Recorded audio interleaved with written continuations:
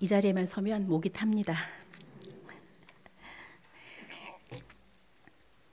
지금부터 약 20년 전에 미국 CBS 방송국의 한 토크쇼 프로그램인 오프라 윈프리 쇼에서 방청객에게 제너럴 모터스의 승용차를 선물한 이야기가 있습니다. 당시 우리나라 돈으로 3,200만 원 정도 하는 자동차였습니다. 오프라 윈프리는 자동차가 꼭 필요한 사람들에게 사연을 보내라고 하고 그 사람들을 방청객으로 초대했습니다. 12명에게 자동차를 주겠다고 하고서는 276명의 방청객 중에서 11명을 먼저 무대 위로 올라오게 했습니다. 그리고 나머지 방청객들에게는 자그마한 상자를 하나씩 나눠주면서 이렇게 말했습니다. 여러분 가운데 나머지 한 사람이 있습니다. 상자 속에 열쇠가 들어있는 사람이 바로 오늘의 12번째 주인공입니다. 떨리는 마음으로 오프라 윈프리의 사인에 맞춰서 방청객 모두가 동시에 상자를 열었을 때 스튜디오 안은 환호성으로 떠나갈 것 같았습니다. 모든 사람의 상자 안에 자동차 열쇠가 있었던 것입니다. 모두가 12번째 주인공이었습니다. 정말 기적 같은 일이 일어났습니다. 이 사람들은 어떻게 이 놀라운 일을 경험할 수 있었을까요? 성경에도 수많은 기적들이 등장하는데 어떻게 하면 그 기적들을 내 삶에서 체험할 수 있을까요? 여호수아 2장에서 여리고를 정탐하고 왔으니까 이제는 여리고에 들어가야 합니다. 정탐을 잘 했어도 여리고는 싸워야 할 대상입니다. 우상 숭배와 음란 문화가 가득한 곳입니다. 그런데 여리고와 싸우기 전에 당장 건너야 할 요단강이 있습니다. 그 물이 넘칠 듯이 넘실댑니다. 끝없는 요단을 건너고 나서는 또 여리고와 싸워야 하는 것이 우리네 인생입니다. 그 길이 가보지 않은 길이기에 우리는 두렵습니다. 여호수아 3장 4절에서 너희가 이전에 이 길을 지나보지 못하였음이니라고 말씀하신 것처럼 그 지나보지 못한 길에 대한 두려움이 우리 모두에게 있습니다. 게다가 요단이 곡식 거두는 시기에는 항상 언덕에 넘치더라는 말씀에 비춰보면 요단강이 곡식 거두는 시기는 늦은 봄비가 오는 때이고 헬몬산에 쌓였던 눈이 녹아 내려오는 때여서 요단강의 물이 더욱 넘실댔을 것입니다. 강의 깊이가 3, 4m 정도가 되고 넓이가 1.6km 정도가 되니까 200만 명의 이스라엘 백성들이 건넌다는 것은 정말 앞이 안 보이는 길이었을 것입니다. 지나보지 않은 길에다가 보이지 않는 길을 이스라엘 백성들은 건너야 했습니다. 인간의 힘으로는 어쩔 수가 없었습니다.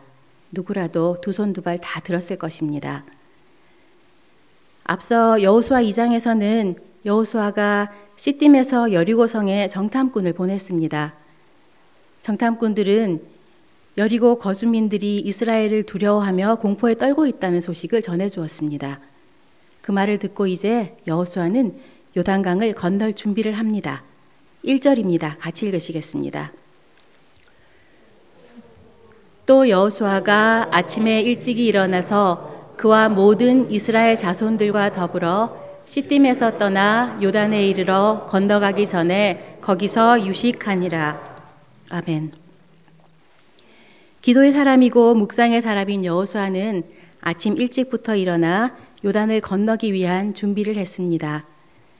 아침에 일찍이 일어나 이스라엘로 더불어 시딤에서 떠나야 합니다. 시딤은 광야 생활을 할 때 모압 여인과 음행한 곳입니다. 출애굽 이후에 아직도 육신의 정욕을 버리지 못하고 음행을 하다가 연병에 걸려서 2만 명 이상이 죽은 곳입니다. 그냥 요단에 이르러서는 이라고 하지 않고 시딤에서 떠나라고 한 이유는 요단을 건너 약속의 땅 가나안에 들어가려면 음행과 부정과 모든 불순종에서 떠나야 하기 때문입니다. 200만 이스라엘 백성을 거느리고 시딤에서 요단강까지 12km 정도를 이동해야 했으니까 아마 좋게 하루는 걸렸을 것입니다. 거기서 또 진을 치고 3일을 보냅니다. 이 요단 강가에서 3일을 보내는 동안 이스라엘 백성들의 마음은 불안했을 것입니다. 왜냐하면 이스라엘 백성들이 요단강을 건너갈 시기는 곡식을 거두는 시기인 3, 4월인데 우리나라에서는 3, 4월이 꽃피는 봄이지만 이스라엘에서는 비가 가장 많이 쏟아지는 우기입니다. 게다가 요단강의 원천이 되는 헬몬산의 만년설이 한참 녹아내리는 때이고 그래서 요단강의 상수원이라고 할 수 있는 갈릴리 호수의 수위가 가장 높아지는 때이기도 했습니다. 평소 요단강은 강폭이 30m 정도이고 깊이가 1m도 안 되는 강이었기 때문에 건기에 여기를 건너는 건 문제가 아니었습니다. 문제는 3, 4월 우기인데 이때는 강폭이 1.6km로 넓어지면서 깊이도 3, 4m로 깊어집니다. 또 만년설이 녹아서 만드는 흙탕물이 시속 16km의 급류가 되어서 흘러내립니다. 우리나라 장마철에 진흙탕물이 노도와 같이 쏟아져 내리는 것과 비슷한 모습입니다. 요단강을 도하하기에는 최악의 타이밍인 것입니다. 그런데 하나님께서는 그 시커먼 흙탕물 옆에 텐트를 치고 200만이 머무르게 하셨습니다. 여러분이 이스라엘 백성이라면 3일 동안 특히 자려고 누운 밤에 시속 16km의 속도로 요단강물이 흘러가는 소리를 들으면서 무슨 생각을 하셨을까요? 별의별 생각이 다 들었을 것입니다. 도대체 우리가 이 강을 무슨 수로 건너지? 왜 하필 1년 중에 가장 물이 범람하는 이때야? 다리도 없고 배도 없는데 우리는 노인부터 아이들까지 남녀노소가 다 있는데 이 강을 어떻게 건너지? 절망적이었을 것입니다. 이 3일 동안 그렇지만 여호수아는 요단강가에 백성들을 대기시켜 놓고 하나님께 기도했을 것입니다. 요단 강물 앞에서 절망적인 상황을 인식하는 시간이 아니라 하나님께 기도하는 3일을 보내고 나니까 하나님께서 여호수아에게 말씀하십니다. 2, 3, 4절 같이 읽으시겠습니다.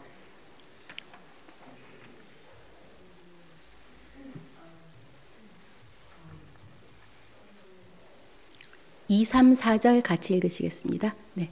사흘 후에 관리들이 진중으로 두루 다니며 백성에게 명령하여 이르되 너희는 레위 사람 제사장들이 너희 하나님 여호와의 언약궤 매는 것을 보거든 너희가 있는 곳을 떠나 그 뒤를 따르라. 그러나 너희와 그 사이 거리가 2000규빗쯤 되게 하고 그것에 가까이 하지는 말라.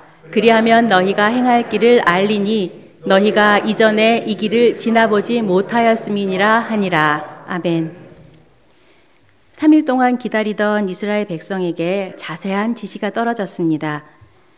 요단강을 건너는 키는 언약궤입니다. 언약궤를 앞세우고 가라는 것입니다. 언약궤를 제사장이 메고 출발하면 뒤따라 가라는 것입니다. 지난 40년 동안 함께하며 이스라엘 백성들을 인도했던 구름 기둥과 불 기둥은 이제 사라졌습니다. 이제는 언약궤를 바라보고 그 뒤를 쫓으라고 했습니다.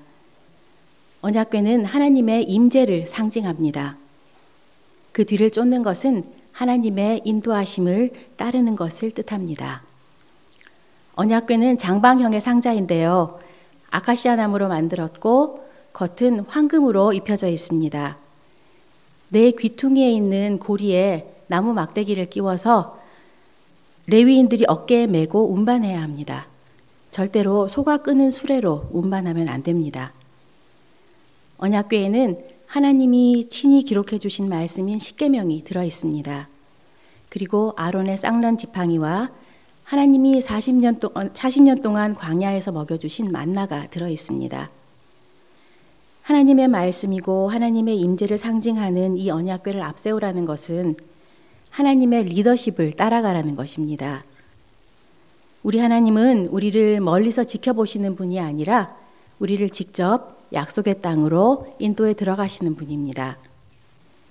이스라엘 백성은 언약궤를 쫓아야 했지만 너무 가까이 가지는 말라고 했습니다. 2000규빗 정도의 거리를 두라고 했는데 2000규빗은 약 912m 정도입니다. 왜 언약궤와 백성들의 사이가 2000규빗 떨어져야 하는가 하면 하나님에 대한 경외심을 표현하는 것입니다. 하나님은 가까운 분이시지만 함부로 대해도 되는 분은 아닙니다. 두렵고 떨리는 마음으로 하나님의 리더십에 대한 거룩한 거리를 지켜드리는 것입니다. 그리고 여호수아가 또 중요한 명령을 내립니다. 5절 같이 읽으시겠습니다. 여호수아가 또 백성에게 이르되 너희는 자신을 성결하게 하라. 여호와께서 내일 너희 가운데 기이한 일들을 행하시리라. 아멘. 강을 건너는 날이 다가오자 여호수아는 백성들에게 성결을 요구했습니다. 자신을 거룩하게 하라는 것입니다. 즉 의복을 세탁한다든지 여인을 멀리하는 행위 등과 같은 외적인 성결은 물론이고 그보다 더는 내적인 성결을 의미합니다. 언약궤를 제대로 따라가기 위해서는 요단강을 건너기 위해서는 너희의 거룩을 원하신다는 것입니다. 하나님이 원하시는 것은 언제나 탁월함 이전에 거룩함입니다. 마음과 태도를 거룩하게 해야 합니다. 내 마음속에 있는 더러움을 깨끗이 씻어내고 회개해야 합니다. 나의 입술의 모든 말과 나의 마음의 묵상이 주께 연락될 수 있도록 하나님 앞에서 거룩해져야 합니다. 그렇게 언약궤를 따라가면 너희 가운데 기이한 일을 행하실 것이라고 합니다. 기이한 일은 요단강이 갈라지는 것입니다. 사실 우리는 기적을 원하지만 거룩은 하지 않으려고 합니다. 그렇지만 하나님께서는 말씀을 따라서 거룩한 사람들이 가야지 길이 열린다고 하십니다. 물론 우리의 거룩이 기적의 조건은 아닙니다. 하나님은 이미 약속의 땅으로 가는 길을 열어주시기로 약속하셨지만 그 기적을 담기 위해서 우리 스스로를 깨끗한 그릇으로 준비해야겠습니다. 6절 같이 읽으시겠습니다. 여호수아가 또 제사장들에게 말하여 이르되 언약궤를 메고 백성의 앞서 건너라 하매 곧 언약궤를 메고 백성의 앞서 나아가니라. 아멘. 보통은 언약궤를 레위인들이 메고 갔는데 이번에는 레위인 중에서도 제사장들이 직접 메고 가야 했습니다. 영적인 리더는 뒤에 앉아있는 사람이 아니라 말씀의 언약궤에 자신을 밀착시키고 백성들보다 가장 앞서가는 사람이어야 했습니다. 비무장 상태로 다른 사람들보다 1km 정도를 앞서가는 제사장들은 하나님께서 보호해 주시지 않으면 적이라도 만나는 날에는 그대로 몰살당할 수밖에 없는 상황이었습니다. 그런 위험 부담을 안고 먼저 가는 것입니다. 그러나 그들은 아무도 가보지 않은 길을 위험을 무릅쓰고 먼저 말씀을 들고 길을 열어야만 했습니다. 이것이 영적 리더의 사명입니다. 하나님이 지켜주심을 믿고 먼저 가서 길을 열 뿐만 아니라 끝까지 그 자리를 지켜야 합니다. 8절입니다. 같이 읽으시겠습니다. 너는 언약궤를 맨 제사장들에게 명령하여 이르기를 너희가 요단 물가에 이르거든 요단에 들어서라 하라. 과거의 모세는 지팡이를 홍해 위로 내밀어 기도함으로 홍해가 갈라졌습니다. 홍해가 갈라진 후에 백성들이 바다를 건너갔습니다. 그렇지만 이번에 하나님은 요단강을 먼저 갈라주시고 그 다음에 들어가라고 하지 않으셨습니다. 그냥 들어서라고 하십니다. 여러분이 언약궤를 맨 제사장이라면 저쪽에 요단강이 있는데 점점 가까이 갈수록 물이 백화점 문이 자동문이 열리듯이 스르르 열려져야 되는데 바로 코앞까지 갔는데도 아무 일도 일어나지 않습니다. 여러분의 마음은 어떠셨을까 같으세요?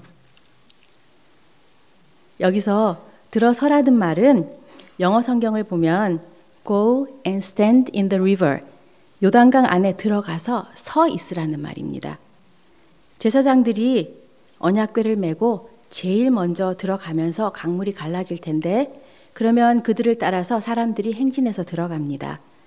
강 속으로 난 길로 행진해서 들어갈 때 제사장들이 강 저쪽으로 건너가는 것이 아니라 제사장들이 강 가운데 멈춰 섭니다. 그리고 나머지 백성들은 쭉 건너가는 것입니다. 200만이 건너려면 반나절은 좋게 걸렸을 것이라고 학자들은 추측합니다. 제사장들은 팔이 떨어지게 무거운 언약궤를 몇 시간을 메고 있습니다. 얼마나 힘들었을까요? 성도 여러분, 다 여기는 국민학교 다니시던 분이시죠? 초등학교는 아니시죠?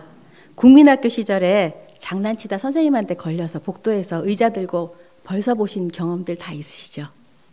없으세요? 저는 있는데요. 그때 저는 5분을 못 견뎠던 것 같습니다. 근데 장장 6시간 정도를 언약궤를 메고 제사장들이 서 있습니다. 제사장들이 말씀의 언약궤를 들고 그 자리에 서 있어야지 나머지 백성들이 지나가는 것입니다. 이것이 영적 리더의 사명이고 수요 예배에도 꼭 나오시는 영적 리더인 여러분의 사명입니다. 언약궤를 메고 기도의 자리를 지키는 것이 영적인 리더의 길입니다. 하나님이 지켜주심을 믿고 끝까지 그 자리를 지키시는 여러분들이 되시길 바랍니다.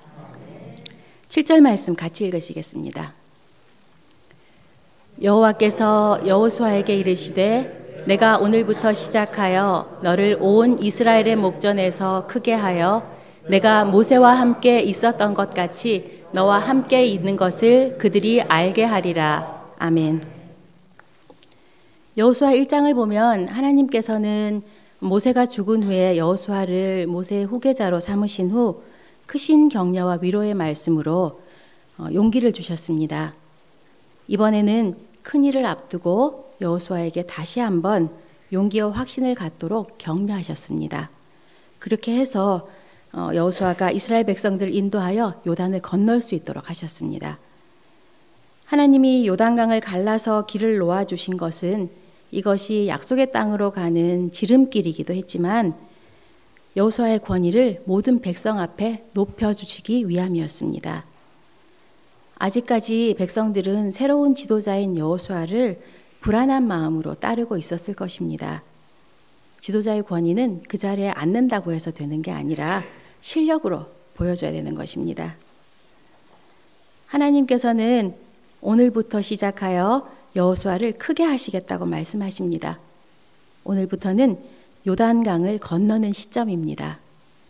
요단강을 건너는 이 기적으로 하나님께서 여호수아의 권위를 단 한순간에 하늘처럼 높여주셨습니다. 홍해를 건너고 난 뒤에 아무도 모세의 권위에 도전하지 못했고 요단강을 건넌 뒤로 백성들은 완전히 달라졌습니다. 마음으로부터 여호수아에게 순종하게 되었습니다. 9절 같이 읽으시겠습니다. 여호수아가 이스라엘 자손에게 이르되 이리 와서 너희의 하나님 여호와의 말씀을 들으라 하고 절대절명의 위기 앞에서 여호수아는 자기의 말로 밀어붙일 수가 없었습니다. 모두가 와서 하나님의 말씀을 듣고 움직여야 했습니다. 하나님은 여호수아에게 그 상황마다 말씀을 주셨습니다. 여호수아는 하나의 문 앞에 서면 기도하고 기다립니다. 하나님의 명령이 떨어지면 그 문을 넘어서서 또 다음 문에 가면 또 새로운 말씀을 기다립니다. 한 걸음 한 걸음 순종의 발걸음을 뗄 때마다 문이 열리는 것입니다. 주님의 말씀은 내 발의 등이라고 했습니다. 하나님은 우리에게 큰 마스터 플랜을 다 보여주시는 것이 아니라 한 걸음씩 끌고 나가십니다. 우리의 영이 하나님과 연결되어 있는 한 새로운 위기 때마다 하나님의 말씀이 들릴 것입니다. 지금 이스라엘의 상황은 불가능합니다. 벌써 강폭이 16km로 넓어졌고 깊이도 3, 4m로 깊어졌습니다. 헬몬산에서 내려온 만년설에서 흘러내린 그 차디찬 물, 그것도 흙탕물이 노도와 같이 쏟아져 내리고 있습니다. 이 상황 속에서 배도 없고 다리도 없고 이 많은 사람들이 어떻게 건너겠습니까? 어려운 일은 여러분들이 노력하면 되지만 불가능한 일은 노력해도 소용이 없습니다. 그렇지만 약속의 땅이 눈앞에 있으니 하나님만 믿고 기다려야 합니다. 말씀을 붙잡고 나가는데 놀라운 일이 벌어집니다. 15, 16, 17절 같이 읽으시겠습니다. 요단이 곡식 거두는 시기에는 항상 언덕에 넘치더라. 궤를 맨 자들이 요단에 이르며 궤를 맨 제사장들의 발이 물가에 잠기자 곧 위에서부터 흘러내리던 물이 그쳐서 사르단에 가까운 매우 멀리 있는 아담 성읍 변두리에 일어나 한 곳에 쌓이고 아라바의 바다 염해로 향하여 흘러가는 물은 온전히 끊어짐에 백성이 여리고 앞으로 바로 건널세. 여호와의 언약궤를 맨 제사장들은 요단 가운데 마른 땅에 굳게 섰고 그 모든 백성이 요단을 건너기를 마칠 때까지 모든 이스라엘은 그 마른 땅으로 건너갔더라. 15절에 제사장들의 발이 물가에 잠기자를 영어 성경으로 보면 Their feet touched the water's edge인데 이 말은 물가가 여기 있으면 발끝으로 살짝 건드려 본다는 말입니다. 분명히 아까 하나님은 요단 강물을 밟고 들어가라고 하셨습니다. 그렇지만 제일 앞에 선 제사장은 순종을 하긴 했는데 아주 소심한 순종을 하는 모습입니다. 여호수아도 뒤에 있고 다른 사람도 뒤에 있는데 왜 내가 맨 앞에서 이런 심정이었을 것입니다. 그렇지만 이렇게 간신히 한쪽 발만 내밀어서 물끝을 살짝 건드렸을 뿐인데 우리 하나님께서는 그 소심한 순종을 받으셨습니다. 그 소심한 순종을 받으시고 우르르르 큰 소리가 나면서 저기 상류에서부터 물이 끊어지기 시작했습니다. 헛된 것들에 대한 큰 믿음보다는 크신 하나님에 대한 작은 믿음이면 충분합니다. 너희에게 겨자씨만한 믿음이라도 있다면 큰 건 바라지도 않으셨습니다. 하나님도 아셨습니다. 첨벙첨벙 들어가지 않을 거라는 걸 하나님도 아셨습니다. 그렇지만 그 작은 발끝 하나의 스텝으로 하나님이 역사하셨습니다. 그 발끝이 요단강을 터치하는 순간 기적을 일으키셨습니다. 16절을 보면 사르단에 가까운 매우 멀리 있는 아담성 변두리에서부터 물이 쌓였다고 했습니다. 이 말은 북쪽으로 25km 지점에 있는 성읍인데요. 거기서부터 물이 끊긴 것입니다. 엄청나게 큰 폭의 길을 열어주신 것인데 그것도 마른 땅입니다. 히브리어 원문을 보면 사막같이 바싹 말라버린 땅을 내주셨습니다. 한창 장마철로 물이 불어나던 요단강 바닥이 물이 빠진다고 해도 갯벌처럼 축축하고 발이 푹푹 빠지는 진흙바닥이어야 정상인데요. 그런데 하나님께서는 단단한 콘크리트 바닥처럼 말려버리셨습니다. 이스라엘 백성들은 요단강을 간신히 좁아 터지고 발이 푹푹 빠지는 나쁜 길로 건넌 것이 아닙니다. 아주 넓은 탄탄대로로 건넜습니다. 아마 하나님을 찬양하면서 건넜을 것입니다. 이 요단강을 건널 때 이스라엘 백성들만 있지는 않았습니다. 저기 강 너머에는 모든 가나안 족속들이 보낸 스파이들이 있었습니다. 요단강 밖에 있는 200만 이스라엘 백성들의 동태를 살피느라 보낸 스파이들이었습니다. 3, 4월의 요단강은 그 누구도 건널 수 없고 그 어떤 침략군도 건널 수 없는 자연의 천혜의 방어막이었습니다. 그런데 이 천혜의 방어막이 이렇게 무너질 줄은 생각도 못했을 것입니다. 가나안 백성들은 3, 4월에는 전쟁을 걱정한 적이 없었습니다. 요단강에 길이 날 때 이 스파이들은 아마 기절을 했을 것입니다. 두려워서 간이 떨렸을 것이고 그들에게는 그것이 하늘이 무너지는 일이었을 것입니다. 요단강을 건너면서 이스라엘 백성들은 할아버지, 아버지, 어머니가 전해준 홍해의 기적이 사실이었구나 하고 느꼈을 것입니다. 그들은 광야에서 나고 자란 세대였기 때문에 홍해의 기적을 본 적이 없습니다. 그런데 출애굽 1세대가 경험한 홍해의 기적이 그들에게는 현실로 다가왔습니다. 순종의 첫걸음을 내딛었더니 주님은 온 이스라엘의 목전에서 놀라운 일을 보게 하셨습니다. 1986년에 첫 전파를 탄 오프라 윈프리 쇼는 미국뿐 아니라 전 세계 3천만 명이 보는 프로그램이었습니다. 오프라는 6살 때까지 자기 신발을 한 번도 가져본 적이 없는 가난한 환경에서 자랐고 어려서는 성폭행을 당했고 14살 때 미혼모로 아이를 출생했는데 그 아이는 죽었습니다. 끊임없는 고난으로 그녀의 성장 과정은 불행했습니다. 그런데 이렇게 험난한 인생을 산 오프라 윈프리의 쇼가 왜 유명할까요? 그 프로그램에는 유명한 사람이 나오지 않습니다. 힘든 사람들, 성폭행 당한 사람들이 나와서 이야기를 하면 오프라 윈프리는 저도 성폭행 당했어요 라고 하고, 가난한 사람이 나와서 이야기를 하면 나도 가난했어요 라고 이야기를 합니다. 오프라 윈프리는 토크쇼를 직접 제작해서 진행하는 첫 번째 여성 진행자였습니다. 유엔이 지정하는 세계 지도자상을 받았고 미디어 부문에서 가장 영향력 있는 여성으로 2년 연속 1위를 차지한 바 있습니다. 오프라의 재산이라고는 어렸을 때 할머니에게 매맞으면서 성경 구절을 외운 것밖에 없다고 합니다. 그리고 어렸을 때부터 할머니에게 이런 말을 들었다고 합니다. 하나님은 당신의 자녀를 망치지 않는단다. 너는 살면서 많은 일을 당하게 될 텐데 그때 너는 두려워하지 않아도 돼. 그리고 강한 자는 반드시 다른 사람을 돌봐야 한단다. 오프라 윈프리는 하나님에 대한 믿음이 있었기 때문에, 그리고 그 말씀대로 믿고 요단강에 발을 내딛었기 때문에 그 자신이 기적을 경험하고 다른 사람에게 기적을 베푸는 삶을 살았습니다. 오프라 윈프리가 자동차를 선물하기 위해 100억 원을 썼다고 합니다. 그 사람이 마음만 먹었는데 자동차 회사가 다 협찬해 준 것입니다. 오프라 윈프리 쇼에서는 방청객들이 자동차 열쇠를 보는 순간 너무 좋아서 실신할까 봐 구급차도 대기시켜 놓았다고 합니다. 하지만 요단강을 건너는 이 기쁨이 자동차 한 대와는 비교도 안 될 것입니다.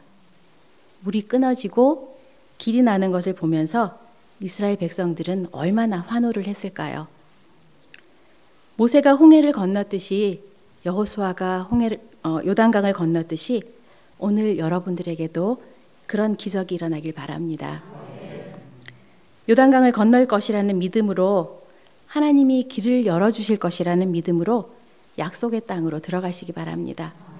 두려워하지 마십시오. 외로워하지 마십시오. 홍해를 가르신 하나님이, 요단강을 가르신 하나님이 저와 여러분의 하나님이십니다. 하나님의 역사는 말씀을 믿고 발걸음을 내디딜 때 일어납니다.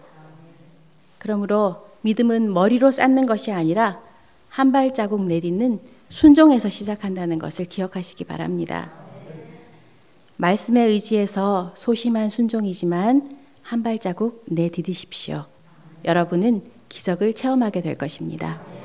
기도하시겠습니다.